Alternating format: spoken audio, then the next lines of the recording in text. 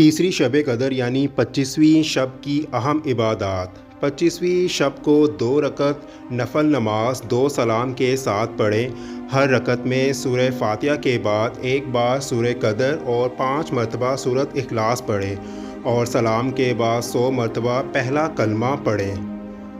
2 رکعت نفل نماز 2 سلام کے ساتھ یوں پڑھیں کہ ہر رکعت میں سورہ فاتحہ کے بعد 3 مرتبہ سورہ قدر اور 3 مرتبہ سورۃ اخلاص پڑھیں اور سلام کے بعد 70 مرتبہ کلمہ شہادت یعنی دوسرا کلمہ پڑھنا بہت زیادہ افضل ہے۔